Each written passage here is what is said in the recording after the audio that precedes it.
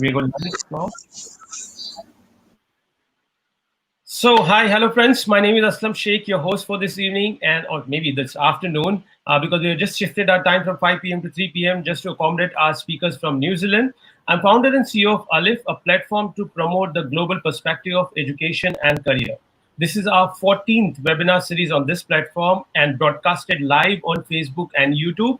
Every Friday, we aim to bring in the valuable speakers to discuss the topic that is important to you and help students and parents to make a wise career decision.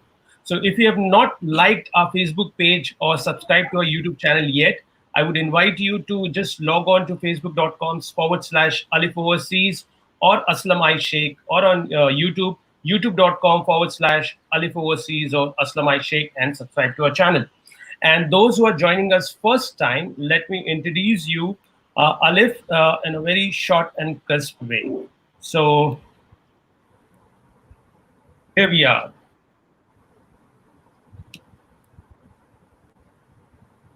So the word, the alphabet Alif is the first in Urdu and Arabic language, which denotes the beginning, the start of a journey, the start of education. And we thought that this alphabet should be our company name, and that is the genesis of Alif. About our profiles, we are qualified consultants registered with British Council, certified by ISEF, Berlin, Weber, Switzerland, UniAgent, awarded by Singapore Education as a Singapore Education Specialist, ISO certified, and we have counseled over 23,000 students till date, have got 100% admission success ratio, 95% visa ratio, which is among the best in the industry, and have got 14 countries to represent and having some very good universities. What is our promise to our students and parents is a 100% admission guarantee. We use the word guarantee because once we identify your application and we match with the university requirement, then only we forward to the university, and that's why you get the guarantee for the admission. Some of the universities which we represent across this world, you can see in front of you. We're proud to have the scholarships assistance for the students, which is a dedicated desk in our company. So up till now, 23 crore rupees scholarship is being awarded through us to our students across different courses, different colleges, and different countries under various different heads, which you can see in front of you. Some of our students who have got the scholarship as low as maybe 2,34,000 to as high as 100% tuition fee waiver. That usually happens when you get full assistantship or full scholarship to countries like Germany or USA mostly. We do career counseling. That's a first step because most of the time students are not clear what they want to do in their life, and our journey starts from there. So we just don't come in picture to support you for the college, but we go one step backward and say that, okay, let's see that whether you want to go for a different course, whether that is apt for you. We do IELTS coaching, which is the basic requirement, IELTS, TOEFL, PT, and then we help the students right from making an application to the university till finding the accommodation. We also help the students before they leave India to prepare themselves well so that they can be able to face the challenges, as the international students living in a foreign country, like cross-cultural training, etc., which we believe is equally very important. We monitor the quality very well. We visit our universities, we visit the colleges. Most of the universities we have already visited with our staff, so we know what exactly we're talking to you. We've been rated highly by the students on Facebook, 4.6 out of 5. We have got 96,000 followers. That makes us the third largest company in India, having that many followers in study abroad domain. We have got healthy rate of subscribers on YouTube. Google rate us 4.1 out of 5 out of the open rating. Some of the snaps of our events, programs, our international participation, university visits, our students meeting, our faculties, our counselors when they visit abroad, and that's what we believe in. Some of the success stories of our students, her research work was mentioned in the local newspaper of New York. She was studying at University of New York. Student from Ireland got in his 11th month of MBA a job offered by Dell Technologies. These are some of the success stories which you can go through. And me, was counseled over 1,000 students, visited 14 countries, trained by all the by ISF, and recently been named. So we have also won this in lockdown period, some good awards. And then one award came from Insight Success Business Magazine to rate us among the top 10 recommended overseas consultants in India. And I've been rated as the top 10 consulting leaders by Knowledge Review Magazine. And that's it for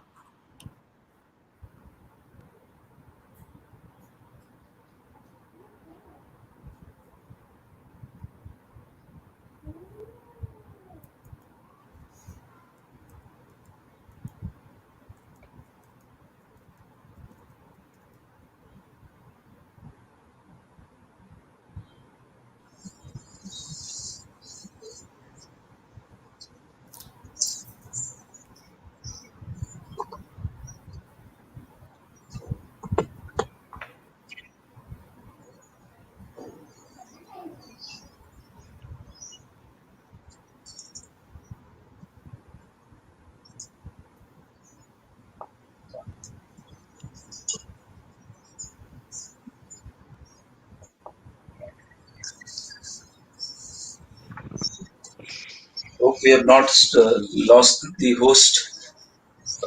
I think just for the benefits of our Yeah. viewers, we may be facing some technical glitch, but I'm Yeah, sure that Aslam from Alif would log in so back shortly. again. So yeah, we might just patiently wait for him to come back.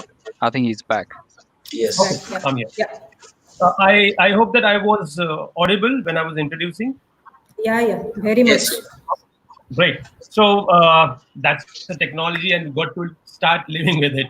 So let me introduce Dr. Kuntal Das. Hello, Dr. Kuntal Das. Hello, good Hi. afternoon, everyone.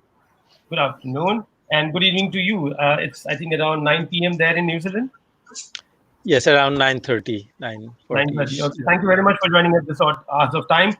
So let Yeah, me my quickly pleasure. introduce Professor Dr. Kuntal Das. He is a senior lecturer in finance at the University of Canterbury Business School. He is also the director of New Zealand South Asia Center at the University of Canterbury. He holds a PhD from the University of California, Santa Cruz, USA. His main research interests are in international finance, financial modeling, and applied econometrics. Professor Das has been a consultant at the World Bank and has held a research position at IMF, the Asian Development Bank, and the National Institute of Public Finance and Policy in India. He has published papers in the Journal of Asian Economics, Journal of Economic Surveys, New Zealand Economics papers, and reviews of World Economic, among others. So we welcome Dr. Kuntal Das. My pleasure. Our next speaker, Mr. Sandeep Sharma. Hi, Sandeep. Kia ora, tēnā koutou katoa. Greetings, everybody. Thank you very much. And that's the regional language, I believe so. For the having to Yes, be that have was a a Maori greeting to everybody on the panelists and the viewers who are watching us. Thank you very much. So Sandeep is the regional marketing manager of South Asia and Middle East International Relationship Office, University of Canterbury, New Zealand. Sandeep Sharma has been associated with University of Canterbury for the last 6 years, and his responsibility allows him to engage with the external government agencies like ENZ, NZTE, INZ, student counselors, and High Commission to facilitate the student recruitment. Now come to Indian speakers, and let me do the honor of introducing Mr. Mansoor Ali. Hello, Mr. Mansoor Ali. Hi, everyone. Mr. Mansoor Ali and his AMPA team has been one of the earliest whistleblower for the onslaught of the COVID-19 virus in India. He is working closely with the Maharashtra Health Ministry and Environmental Department to set guidelines for various industries post-lockdown period. As CSR initiative to salute the frontline fighters against the COVID-19 crisis, like doctors, nurses, and police officers, AMFA India has contributed dehumidifier in COVID-19 hospitals, police department, and DMC across Mumbai. That's really appreciable, Mr. Mansoor. Mr. Mansoor is also the founder of EFF Times, a platform to bring all stakeholders between the industry bodies of consumer electronics and policymakers, government in association with the Retail Association Skill Council of India, focusing on environment and suitability. Our Thank you. next speaker, My pleasure. Dr. Thank you very much. Next speaker, Dr. Sarita Kumari. Dr. Sarita Kumari, we welcome you here. Hello, welcome everyone, and hello, and good afternoon to all my co-panelists and all the viewers, those who are watching us. I hope it will be very challenging and fruitful discussion for all of us. Absolutely, yes. So, Dr. Sarita Kumari is a professor of human resource management and economics at the SIS College of Management Studies, Mumbai University. She received her MA Economics, MBA HRM and Marketing, and PhD HRM from Utkal University, Bhubaneswar, Odisha. She possesses more than 19 years of experience in the field of academics, teaching, and administration and counseling. The next speaker, Ms. Zeel Shah. Hello, Zeel. Hi. Namaste, everyone. Zeel Shah is a career counselor at the Galaxy Education System group of schools in Rajkot, Gujarat, with 17 campuses and 1,200 plus students. And she is a business graduate from Christ College and got into the education to guide students reach their dream college and career. Since the age of 18, she takes pride in making the difference in counseling students to follow their passion for the best results. So that summarized the introduction of our all esteemed and eminent speakers. Student parents, if you are listening to us, And if you have any questions, please feel free to write in the comment box and we'll try to address as we progress. So let's begin this session. And for the benefit of the audience, let's begin with a very fundamental, basic question. I would like to invite Professor Dr. Kuntal Das to answer this question. Professor Das, would you like to define what is economics in an easy layman language for the students' benefit and parents' benefit if they want to make a career in it? And what are the different specializations are usually available in a particular domain? Das. Sure. Well, in very simple terms, economics is basically the study of how people, individuals, and society they behave. So basically, it's about individual decision making, and also if you aggregate it, how the economy makes decisions on the whole. Okay, so it looks at basically the interaction between people, market, and the government.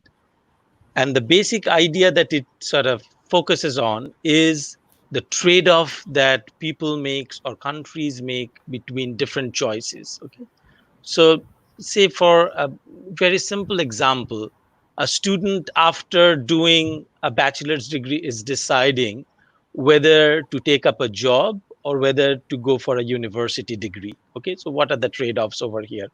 Is there benefit to getting an additional years of education? What are the returns to education, for example? Similarly, if you're thinking from a government's point of view, the government is looking at, it has its budget. Should it spend more on education? Should it spend more on infrastructure? Should it spend more on health? How do we look at these things?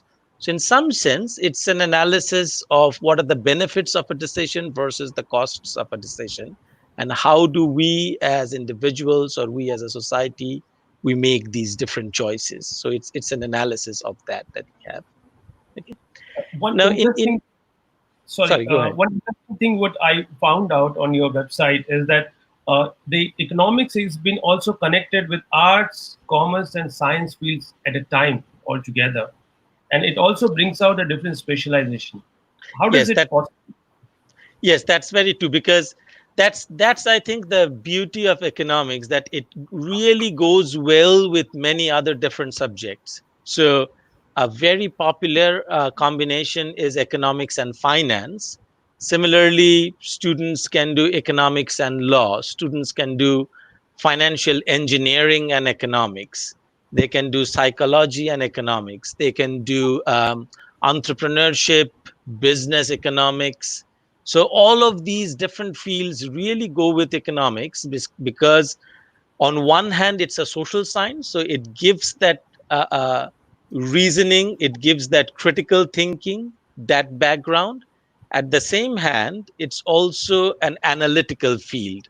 So, and I have seen students coming in from physics, statistics, mathematics as an undergraduate and go on to get a master's degree in economics. So all of these fields actually match quite well. That's why we have the economics degree being offered as part of your BCom degree or a BSc degree or a Bachelor of Arts degree. So here at the University of Canterbury, an economics degree can be had under any of these sort of different fields.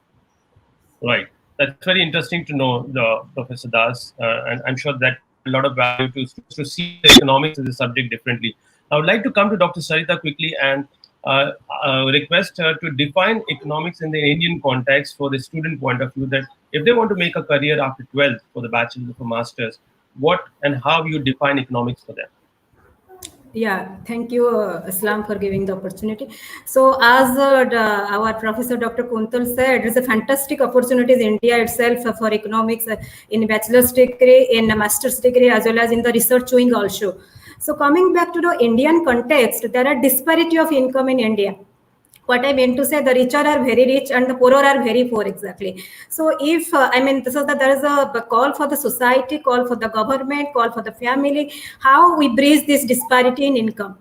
So that disparity can be bridged by understanding the basic concept of economics, which also give us an outline about the policy designing, how the goods and services they are being produced, they are being distributed to the maximum benefit of the society. That is one part. Second point, I will add on that our society efficiency. So whatever goods and resources is available in the society, they are very limited, as all of you know. So because of that, we have to use everything in a very specific manner, in a priority basis. So for that also, understanding of economics is very, very essential. So again, looking at the Indian context also, our system as such is demanding now, our Prime Minister is going for Make in India concept, where economics is playing a very, very important and vital role. If you understand the economics in a better way, that will give you linkage to each and every field. As again, Dr. Kuntal has already, given us a guideline. There are economics is related to each and every subject. If I can say, it is the mother and father of every subject, because our management concept, it is also started from economics, because Professor Adam Smith, who has given the concept of division of labor, that is in a safety pin industry, where the result is maximum output. So that is again, the economics has a fantastic opportunities in India itself. So that is my point of view. Thank you very much, Dr. Sarita. I'd like to come to Zeel. Zeel, you're a career counselor for students who are looking for essentially a bachelor's degree after their schooling. Now, how do you see we have got the attraction more towards other subjects, with due respect to those subjects, but we have got oversupply of graduates in those domains. We'll talk engineering and medicine. How do you help the students to be unbiased towards any particular subject, and then how do you help the students to look at the different domain, maybe including economics as one of the subjects? So in our school, what we counselors do is that we allow them to explore the subjects since the grade 7th and 8th, and we actually introduce them to new subjects like economics and actual science and more other new fields, so that they come across other courses as well, rather than just focusing on engineering and medicine. And they are only aware about engineering and medicine because it is a profession. They have been hearing it from their ancestors and parents and all, and they have been seeing that these are the people who earn most, but the economists are not highlighted anywhere. So we actually show them the profiles, or the people who have actually studied economics and are doing very good. We ask them to do job shadowing, which actually helps them to understand why economic is important. Right. So students get an exposure while they're in 12th through these subjects, at least to get more. So that's nice. Yeah. So from standard 8th, from grade 8th to 12th, we have actually designed the entire project for them, that how to explore subjects, what are the skills which are required in order to succeed in top universities and everything. So they actually follow those steps, and they are now aware about that these are the also new courses coming up, and we should look for that. Great, good to hear that. At least your school is making a very active initiative to involve the students. Here, I would like to invite Mr. Mansoor. Mr. Mansoor, we have seen the academic side. Now you've been an entrepreneur. I think there's some noise from the office side. If you can just ask anyone to check it. From my side? Background noise, yeah. Now am it's I clear? Yeah, now it's clear. So, if I would like to invite you as an entrepreneur, and you have done a lot of great job in this given difficult situation, when I take economics into a practical life, how do you see as an entrepreneur, as an industry representative of your industry, how the challenges are coming and how the study of economics or your research you have done along with IIT Mumbai or through this pandemic, how does it help address those challenges? So what are the challenges, first of all, as an entrepreneur, you face in a practical life? See, first of all, it's wonderful to be among some of the great academic minds. As an entrepreneur, I think we are all going through real challenging times. Some of the key challenges, what I believe, as an entrepreneur in this uncertain, indefinite, and unpredictable times are, taking quick decisions and moving forward. These are, if you don't take decisions rightly, you will get stuck, because this is something which many of us, all the entrepreneurs or the world over, we are experiencing for the first time. So decision taking abilities for an entrepreneur is very, very critical. Second most important thing, I believe that one has to keep a very close track of the government guidelines, SOP, or the changes which is happening particularly every second day at the whether at the center level or the state level. I'm talking from the reference from the Indian perspective. So it's very important that as an entrepreneur you need to keep a track of the SOP guidelines, what are the government changes which is coming in. And third important point, I believe, is in this lockdown, people are not used to quickly adopting to the changes. For example, to the digital areas, whatever. I mean, there are all kind of hurdles are there. So you need to quickly adopt to the changes. Beside all this important point, as an entrepreneur, be it the small or the big one, smalls and or the small entrepreneurs are one of the worst affected. It is important to have the right frame of mind, because being a leader, you are also setting an example for your team, and many of the time your team is physically not in your in front of you. So it's very very important that you need to have a right balance of mind. You need to understand that what example you are setting it for your team. So some of the challenges which I believe as an entrepreneur, selecting the right focus work, huge amount of challenges which has appeared, and this is for the first time. So as an entrepreneur, these are some of the challenges which I believe have Right. one has to really quickly take and move forward. Right. So now this round is what is telling us, audience, is that we are learning about that it's like a trade-off. It's like making a right choice. It's a selection. What we are going to learn and going to address in this particular field of economics. Now we have seen the industry is going through a tough time, and then as an entrepreneur, you have got to make the choices based on the industry norms, government norms, and the customer behavioral pattern as well. Now, if I bring this classroom study and this practical challenges put forward to Sandeep, and Sandeep, if I can ask you that as a student, when I'm listening the academians, when I'm listening the entrepreneur, do I have a choice or chance to study as well as get some kind of,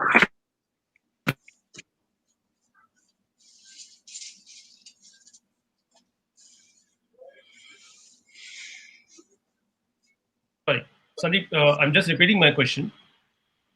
Uh, we have seen the choices, we have talked about the trade-offs, and we have seen that how entrepreneurs are facing the challenges. So do we have a chance as a student while studying this subject also to have the practical know-how of the industry to see how economics can be applied in the real life? Right. So, see, I'll talk about our university. Aslam has disappeared, but the audience are still with us. So, at the University of Canterbury, one of the key graduate attributes, which means that once a student graduates from our university, what are the kind of attributes and qualities and skill sets we would like to have in that graduate or like to see in that graduate? Uh, one of them is employability and innovation. So it's not about possibility, it's our commitment to students to offer them a chance to engage with businesses where they can apply what theory they have learned in the classroom with the business and a real life problem. And if we talk about the Department of Economics, which is housed in the College of Business and Law, we actually have a department dedicated to this, and it's called the Industry Engagement Department, which basically keeps in touch with the industry, talks to the industry as to where are the skill shortages, where do they need people, and align the students. And it's basically a matchmaking process, get the students to work with those companies on those problems, use their skill sets, and come and help in those projects. Most of our courses have internship as an inbuilt part of it. At master's level, also in business or finance, in information system or data science, these are compulsory aspect of the degree, so students have to go through it. And university is very well prepped to offer this sort of help where students get to meet the employers and engage with the industry. Okay. So you mean to say that whilst doing the course, the student has a chance to get engaged in all these activities and get themselves exposed? Ye- Yes, in fact, I would like to go further, and I would say it's not about chance. It's actually our responsibility, and students have to go through that because it's one of the key attributes that UC's graduates have to have: employability and innovation. And because of that, real life experiences while they're doing the program is very important. And quickly want to add that international students generally have some work experience back home in their country before they come to study at our university, and we take those transferable skills for the benefit of the industry as part of internships. I think that's very important, students and parents listening to this, that the practical exposure goes hands in hand, and that makes you a more approachable, more apt to be absorbed in the industry. Now, I quickly come to Dr. Professor Das. Uh, Professor Das, now the world economy is changing. Everybody's talking that world is not going to be the same as it used to be. The economy is going to change. The scale of work is going to be changed. The policies are going to be changed or needs to be changed in order to adapt the new challenge and situation. How these changes are impacting the economy in general across the world? I know it's a very big question, but if we can summarize that somewhere, and will that have any impact onto the study of economics also? Do we need to also change certain things in this education as well?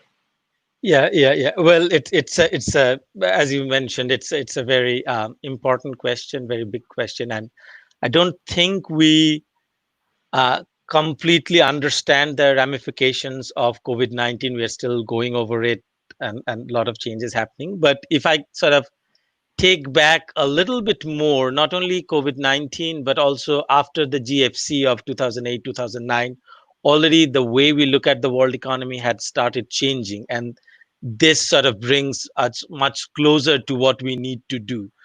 So I'll answer it in two parts. One is sort of broadly economics. When you think of it, we think about macroeconomics and the microeconomics. So at the micro level, what companies and firms are looking at, there is now a lot of emphasis on what we call data analysis and big data. So people or firms are looking at whatever actions Mansoor was talking about, making quick decisions. All of these decisions are based on solid evidence, solid data. So it's not coming out of thin air. So we know now, with anywhere pretty much you go, any app you use, you get tons and millions of data. So they are being pretty much used to understand this behavior and used it in that sense. From a government macroeconomic point of view, the main focus has been how to basically contain what we call the business cycle, how to better manage the economy, how to bring the economy out of recessions, and basically under this new, I guess, pandemic, how to ensure full employment.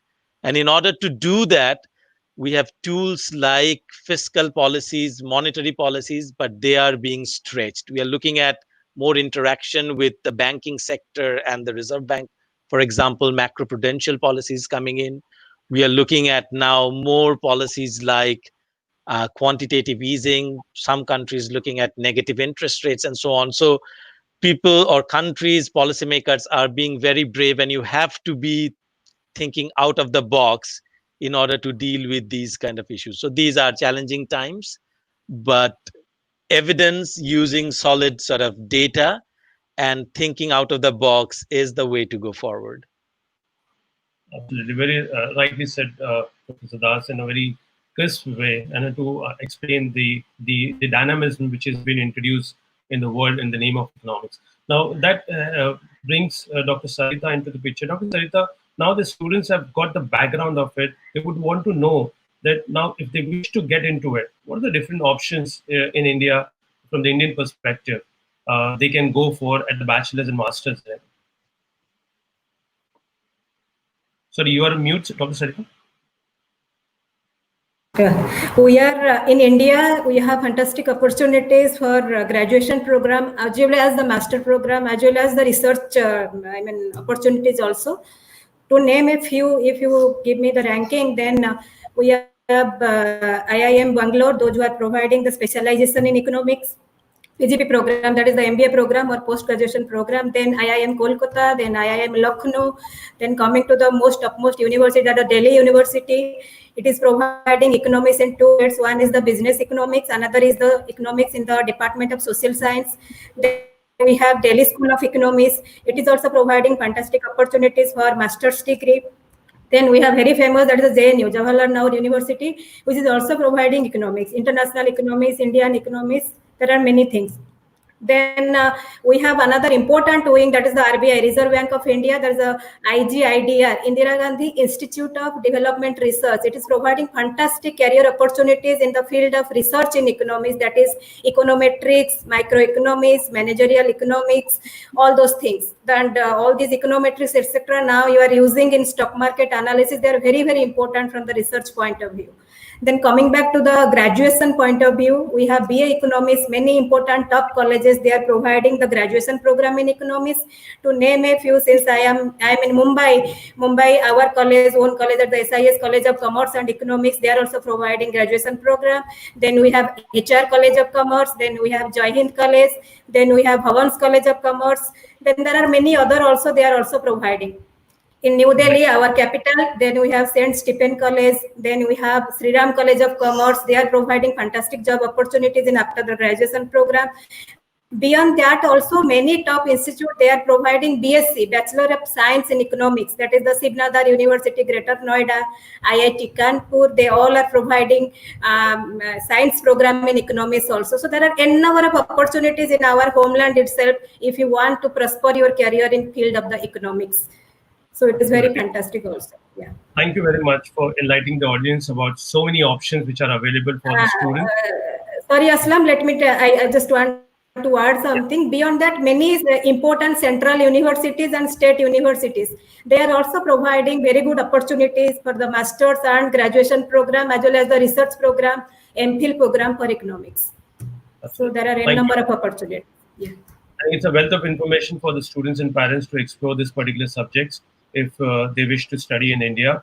And you can also have a lot of options nowadays wherein there are many students who prefer to go after 12th or even after graduation when you do your economics. So those students who are listening to us, who are graduated from any of the Indian schools or colleges mentioned by Dr. Sarita or otherwise, you can also explore yourself to go abroad and have some international exposure within the same field and have a global perspective of this particular subject. So I believe that it's an underrated subject, underrated program, but has got a lot of value, especially in the given time, to see it very different, in a very innovative and a different way to make a career. I remember that when we were in the economics, with all due respect to the subjects and the faculty sitting here, but we used to hate these subjects in the initial days of our colleges, because when we looked at the notes, the referral books, which has been referred for economics, they used to be at least not less than 600, 650 pages. And we talk about secretarial practice or organizational commerce, they used to end in 200, 300 pages. And we used to say, how come one on earth can finish this 600 pages or plus pages books? And I still remember the Professor Chaudhary and Chaudhary, and that was a famous book which was referred to us during our graduation. But thanks to one of our faculty, one of our mentor at that time, Professor Cyril, I still remember his name. I mean, he made us fall in love with economics. The way he taught us the economics is a more practical way, not from the demand and supply curve point of view, but what exactly happens in the real life. And this is where we actually, by the time we graduated, we fell in love with economics. We used to complete those books, and we used to be hungry to go out for more journals to have a reference for those topics. So I believe that it's a very interesting topic to explore for the students and parents. And that brings me to Mr. Mansoor. Mr. Mansoor, now you have done a lot of research. You have been working in this domain, and as you rightly said, that the financial decision, the economical decision, the policy decision, and the framework really helps as an entrepreneur for you to understand the present situation and also predict the future. And in fact, I'm a big fan of you when it's called about talking about the predictions or the having the vision for any particular domain, which we have seen that repeatedly it has been proved true. What you said to us 3-4 months back. So how do you attach the importance for the benefit of students and parents to learn to use this subject, to use this outcome of the subjects and apply in a real time as an entrepreneur? See, as an entrepreneur, we all know that the importance of economic and financial understanding is the base of any important business, But, what with my learning over the period of time, I have analyzed, if you track the policy makers, the decision makers, the government policies, you have a much better understanding what is coming for you. For example, Dr. Sarita, she spoke about the Make in India, the drive of the our Honorable Prime Minister. That gives you a lot of idea, where the country's policies are heading towards.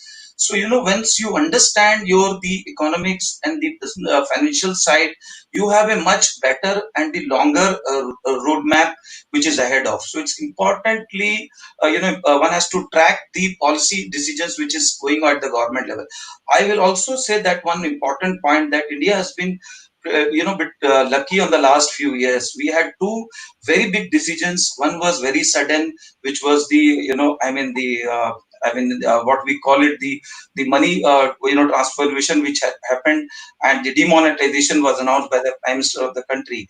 So country was not prepared, but over a period of time, we were all, we got used to it. Second major decision which was planned was the GST. Again, the country went through the process. So if you ask me, putting in the current, situation from the COVID perspective, India has been, the entrepreneurs have been bit lucky, I would say. They, whether it was a blessing in disguise, they had some kind of exposure to,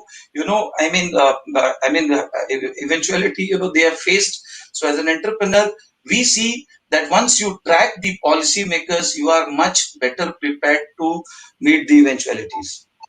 Like I remember we had some joint meetings with even the SIDBI heads, those who are the biggest policymakers in this land. So Yes. how does it help? What you would like to invite advise the students that how should they look at this particular domain and how to prepare themselves? Maybe the young entrepreneurs or to be entrepreneurs are listening to you. See, Aslam, we live in an age of data. I think, that is what Sada spoke about. So it's very important. And, I would say the young generation is blessed to have the data across the sectors. So it's about a lot of research and data tracking, and you also got to have the leaders, see, for example, today, even in the political leaders, the people who are really driving, whether at the international level or the national level, at a country level, there's a lot of major transformation and transitions happening across the sectors. So once you have a good research report supported by data, you will get into the game. You will understand, and you will have an idea what's emerging scenario. So one Right. has to really study all these parameters closely. There is no as such a rocket science. So if you combine all this, then you are in a much better position to analyze where do you stand. Absolutely. That's a word of advice for the students and parents to listen to. Sandeep, that brings me to you. As Dr. Sarita mentioned out some institutes here in India who are offering and doing a fantastic job of promoting economics as a study of subject. How's your university is unique in your own terms in terms of quality of education? Where do you stand, the world ranking, and why students should look at? And one of the questions which I have received also here on the comment box is asking that why should I look at New Zealand or UC for a matter of fact for a bachelor's or master's? All right. So let me begin with the university. So University of Canterbury is actually among the top 1% in the world as far as the global ranking is concerned. And if we were to talk about, say, focus as economics today, and if we were to talk about College of Business and Law, um, the accreditations that College of Business and Law holds is it's EMBA accredited. It's got the AACSP. It's got the Equus accreditations. Now it also has the Triple Crown, which only around fewer than 100 schools around the world have that.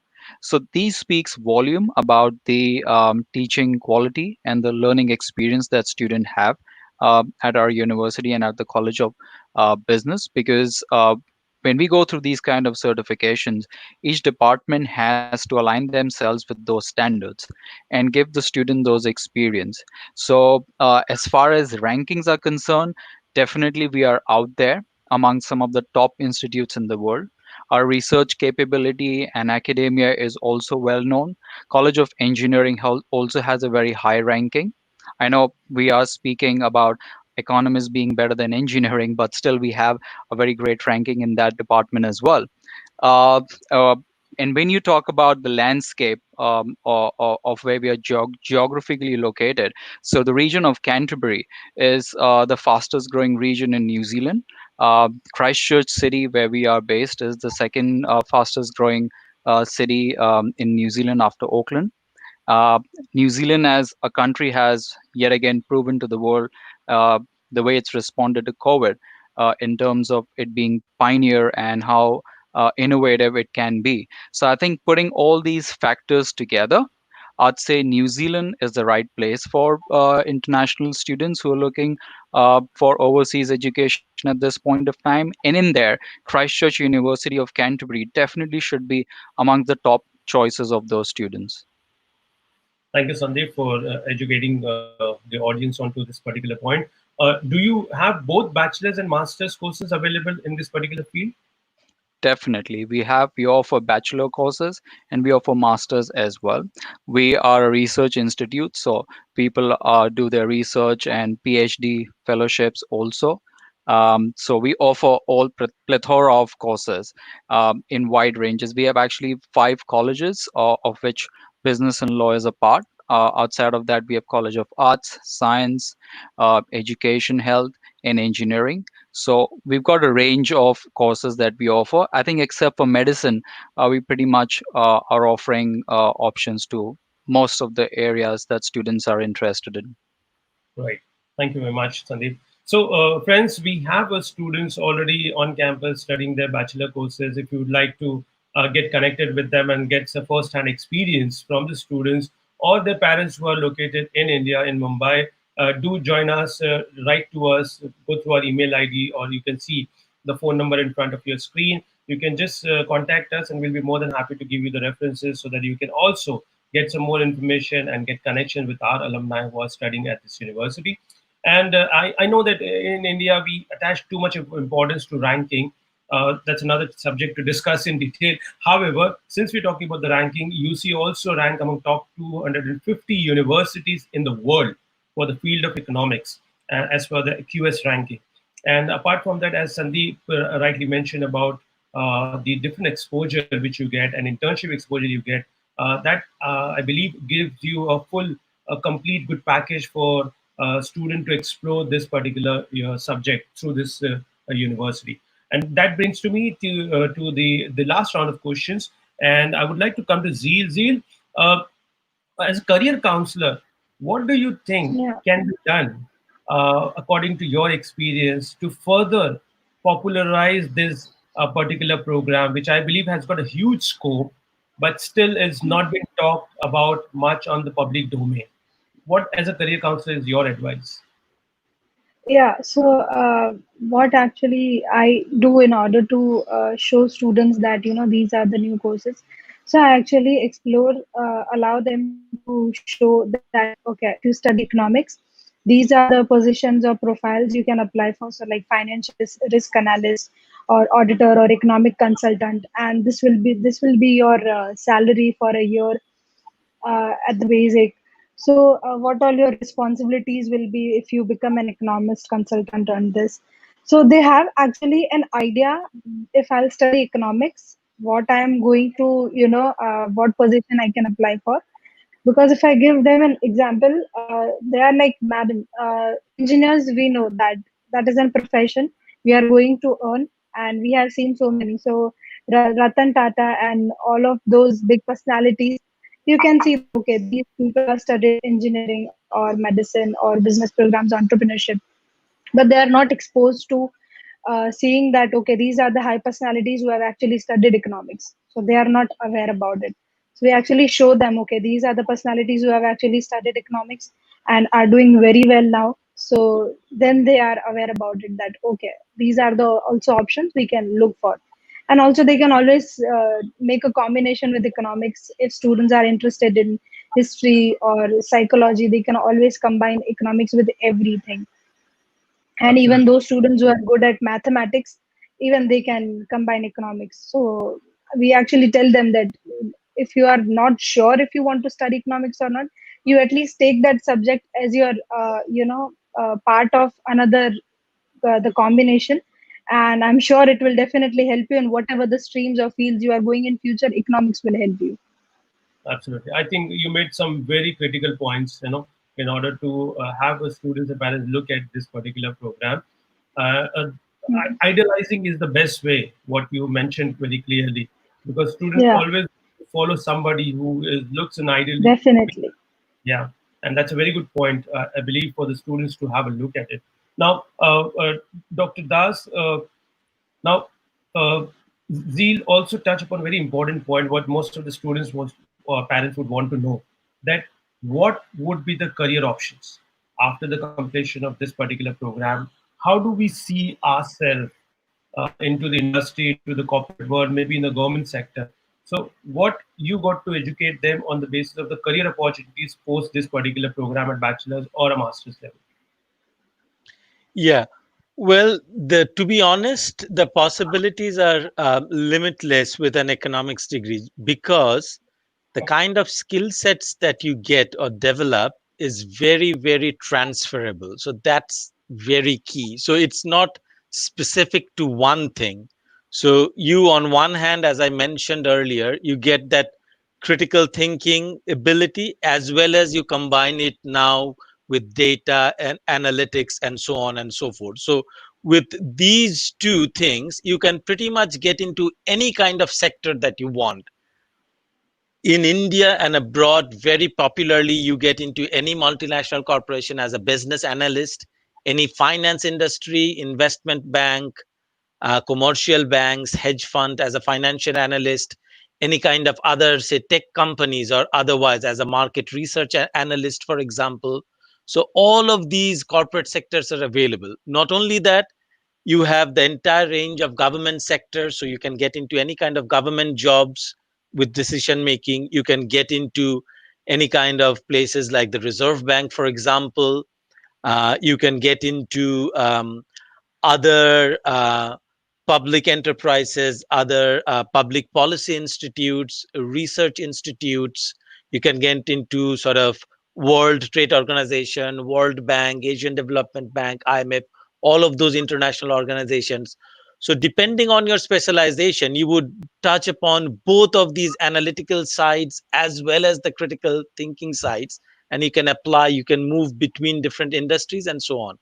And the other thing I would like to emphasize is because you can combine an economics degree, say do a double major with many of the other ones like finance, like financial Right. engineering, like law, and now with sort of data analysis, artificial intelligence, for example, blockchain technology, fintech, so financial innovations, etc. All of these are high growing, high demand skilled jobs now, and people need, in order to start a business, in order to develop a business, everything is moving in that direction.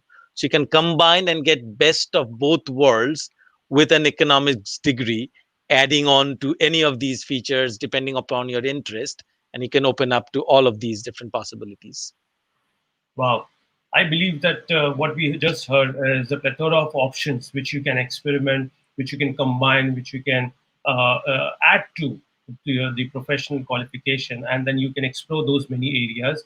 And friends, I heard a lot of students also, when we do counseling and we go for the career counseling lecture in the college, they talk about very narrowly about the subject, and they see, I don't know what is there in the word in economics. They see a very serious face, something, coming out of the career profession. That economist used to be with the specs, and then is a very serious guy, maybe doing some research or having a very serious role to play. But however, as Dr. Das mentioned very clearly, that you have got a lot of different roles and different hat to wear and play around, and then you can apply this knowledge in the field of finance, in the policy making, in the marketing, in leadership, in various aspects of commerce, arts, and science fields. In fact, when I was referring the website, we are talking about even the sports coaching, and then community services.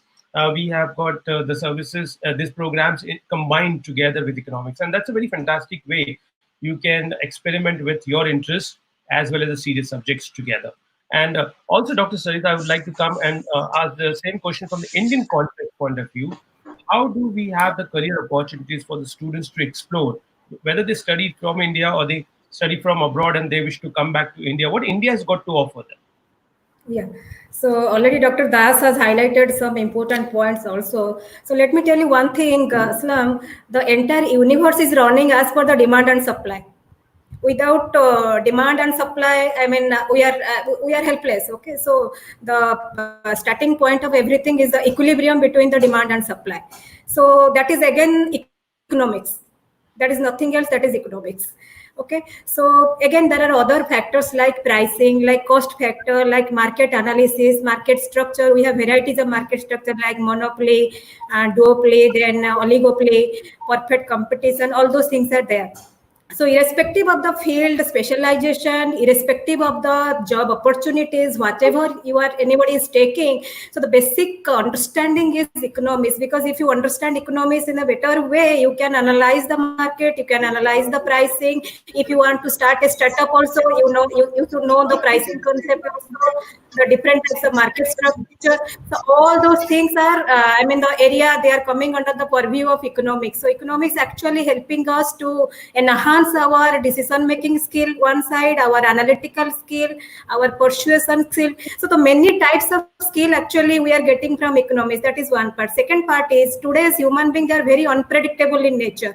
I mean, manpower management is the biggest challenge for every company, what I can say. So other part of economics is the behavioral economics, where we are studying the behavior of the human being. So that is also because we are analyzing how they are getting the challenges and how they are digesting those challenges, and they are coming out with all the successful and innovative ideas, and which is the call of the hour for the recent job market. Because now we're coming to the COVID-19, I mean, all of us, I mean, you might be knowing, all of us are suffering from the psychological and mental pressure also. So that is also another, again, from the parent side also there is an economic challenge, which I can say, because many have might be lost their jobs, so there are salary cut, etc., etc. So looking all those into consideration, again, economics is playing a major role also, how we are taking up the challenges and how we are analyzing all those things through our human behavior nature. So it is a vast, there are vast scope.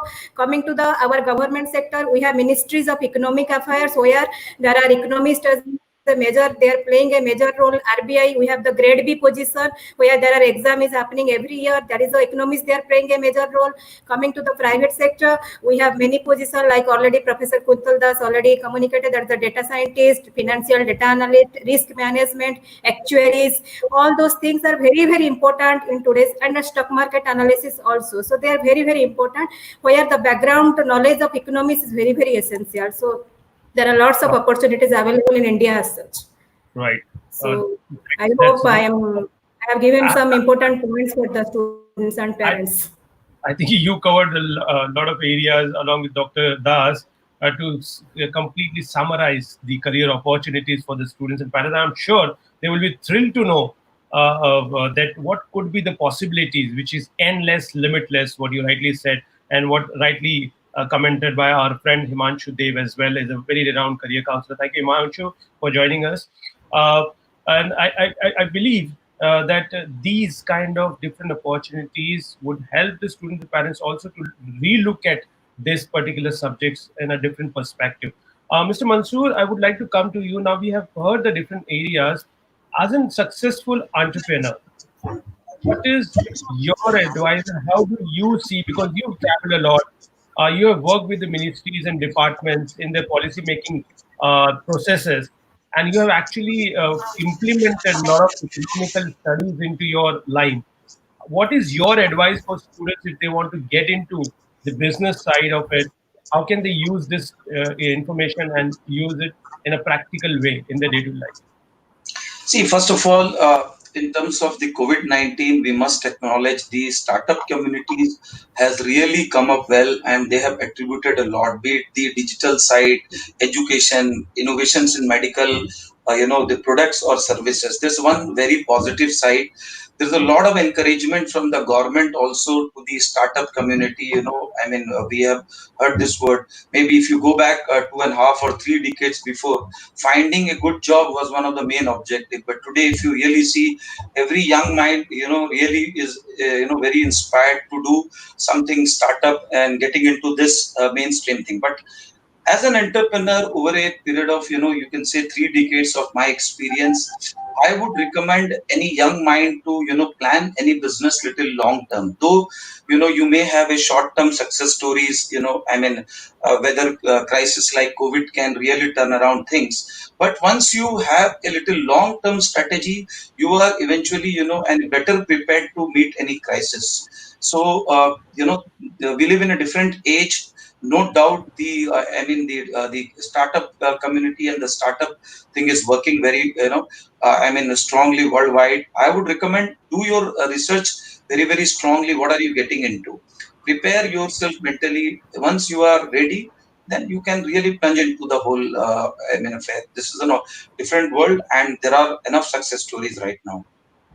Absolutely, absolutely. That's a very good point of advice for the startups, and we see a lot of startups are struggling in this particular point of time, who have already taken few steps and would want to go further. And for the students, if you really are thrilled to now know what economics is all about, what are the different opportunities, specializations, India, abroad, and would like to check whether you are really meant for it, then I would suggest that you can take our aptitude test. I'm just sending you the link here, and this would help you to identify your strengths, weaknesses, your aptitude, your personality, because it's a combination of three different tests. It's a personality test, interest test, and aptitude test, and that will help you to kind of navigate your own self to identify and see that whether you are meant for this. And we have got in India a lot of great students who are very good in mathematics. And what Dr. Sarita also very clearly mentioned, if you have got that skill, uh, what we usually do is go into a BSc mathematics, also have a look at it that if mathematics can be easily and smartly applied to economics, and you can combine the subjects and do a good study in the field of economics. And that brings me to Sandeep. Sandeep, if the student wants to come, I've got one question here. A student who is interested for UC, and if he wants to come, what is the general requirement for bachelor's and master's students in brief? Right. So if a student wants to come and pursue their bachelor's study at University of Canterbury, we would expect that student to have finished their high school. And depending upon what kind of curriculum or board the student has studied in their high school, the entry criteria changes. So if I was to say in the Indian context, if someone has studied at the state board level, we'd expect 80% overall, and more than 60% in English. If someone comes from a CBSE board or an ICSE, it's 75% overall, with more than 60% in English. IB's 32 points is what we expect. So that's like the general, it gives a general idea of what we require for someone who's looking at bachelor's at UC. At the master's level, if someone who's coming, we follow the Nusra guide. So Aslam, you might be knowing that, and you can, later on tell your students and counselors, explain what that is. We basically follow those standards, and where we have divided university into sections. And if someone wants to come, is coming from Mumbai University or Delhi or Pune, they fall in elite category, whereby what we expect is that a student, and this is important part, we only consider the final 2 years of the degree. uh, and if the student has more than 60% in the final 2 years and not more than two fails, so what you all also call as allowed to keep term back home, ATKT and things like that, backlogs. So if you don't have more than two fails and you have more than 60% in your final 2 years, then you qualify for most of our master's program. Okay, So that's great. that's a rough idea of what is required. Of course, it changes from universities to universities, but this is kind of a thumb rule for students who are interested in coming to UC. Right. That's a very valuable information for the students who must have noted. If not, then you can also go back to our journal, which we are going to share.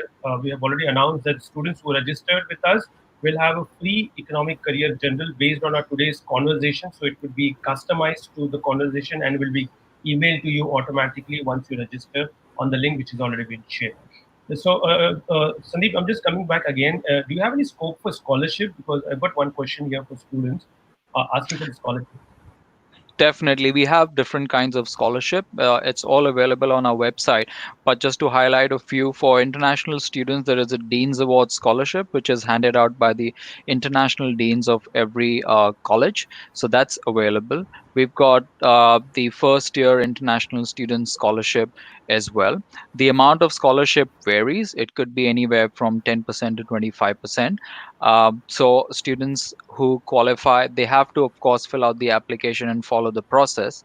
And once they are selected for these scholarships, the scholarships are awarded to the students either for the first year, or they're broken into 3 years, and depends upon, there could be some conditions that they have to maintain a certain grade over a year to be able to get the benefit next year. So scholarships are definitely available. Fantastic. That's a very good news for the students. If you would like to subsidize your fees and if you are meeting this requirement, I believe that you stand a very good chance to get yourself in one of the best universities in the world. So the last question comes to Zeel. Zeel, we have heard everything now, and we have heard the different options and opportunities for the students. And we as an Alif also do a lot of workshops for students, for high schools, with the high school counselors, so that we can engage them well and then we can bring them the university. Nowadays, we are doing all online workshops. Do you think it makes sense to create an awareness through this kind of concentrated subject-wise workshop, for the students, so that they can deep dive into for 1 or 2 hours of session and get themselves more aware about the subject matter and Yeah. So it definitely helps. Even we schedule, online sessions with students on different subjects and streams and all other, application parts and everything. So we actually explain them about the liberal arts colleges, universities as well, where they can actually go for the interdisciplinary subjects, which is coming up. And they actually are very interested in knowing a lot of more things about all the subjects in detail, because they don't have source to get the information. So if you go on Google, if you type anything, you get thousands of random websites, but you are not sure whether which information is accurate. And we as a career counselors, we actually look for the information which is authenticate, and then we provide them to our students, so they actually can rely upon us that we are going to provide the accurate and true information, so they are aware about it. So definitely this subject sessions and everything helps a lot in, to make awareness. absolutely. And I'm sure that it's a very important task at your end, being a career counselor, Yeah, because many students and parents would be looking at you and as a source of information, definitely. sort out these complexities which is available of over-informed people nowadays. Yes. Well, Yeah. very good. So great. I think we have also covered all the questions. Meantime, there are a few questions related to a deeper understanding of process, for which I would suggest that if you can contact our office or on this number, WhatsApp us or email us, and we'll be more than happy to take a detailed counseling on this particular topic. We offer a free counseling, so please feel free to write us anytime. And with this, I would like to thank all my speakers who've been available here from New Zealand, from different parts of India. Thank you very much for joining us here. And one line of advice or one closing sentence, if you'd like to add before I read the concluding session. Dr. Das? Yeah, I would say, yeah, like in India, as you started by saying, like most parents think about career opportunities in only the medical or the engineering field. People don't know much about economics thing, but things are changing. And the beauty is, with economics, you can end up anywhere if you just have that inquisitive mind and you are sort of ready to explore, if you are interested in what's around happening in the world. And let me give you just a statistics. If you look across the world, if you are good in economics combining with things like finance and so on, you probably would earn more than an engineer. I believe you heard the golden words from him. This is what the students and parents eventually would want to know, that how I'm going to make this career sense out of this subject. And thank you, Dr. Das, for inviting us. Mr. Mansoor, the concluding statement, please. See, as an entrepreneur, over the period of what we have realized, one may have the best capability and best credibility one must work on the connectivity. It is your connectivity which takes you to places, which keeps you floating in the business. So be it the customer, be it your vendors, ensure along with your capability and credibility, focus on your connectivity. That's how the digital age is all about. And this is one piece of advice to any entrepreneur. Very valuable outlook from the entrepreneurs. Credibility and the connectivity is more important in order to take the other seats, in your for the journey. Dr. Sarita? I can advise one sentence: feel a bit of economics in your everyday life. Feel a bit of economics in your everyday life, because that will take you to any height. Sky is the limit for you. Though there is no much awareness in the India regarding the particular topic, but still then there are n number of opportunities. Please take the advice from Asslam or anytime anybody, so that you can prosper in the field. So thank you so much. Thank you very much. And I'm sure that platform like this and speakers like you would add a lot of value and a lot of confidence to the decision of students and parents to walk onto this path. Sandeep?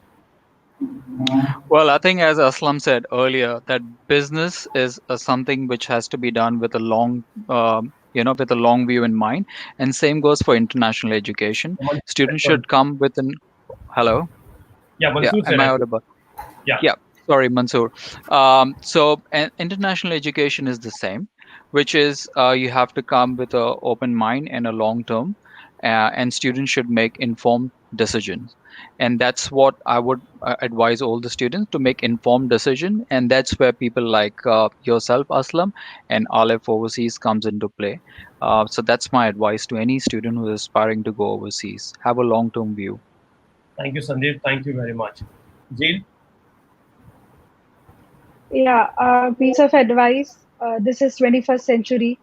They have a lot to offer students. Don't settle for less. Keep on exploring more subjects. Don't settle for just engineering and medicine. Absolutely. Okay, great. So that comes from the horse's mouth. So you got to be very open with the ideas. Thank you very much for joining us today. It was a wonderful session we had on why do we need more economists than engineers. If any of our listeners seek further information, please feel free to contact us on our helpline number in front of your screen, 99870 or visit our website, alif.in. Our experienced counselor will be happy to assist you instantly. My name is Asslam Shaikh and the founder and CEO of Alif.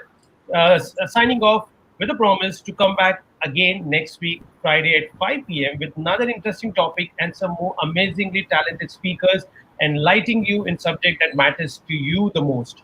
So until then, thank you for watching the program. Stay safe and stay excited.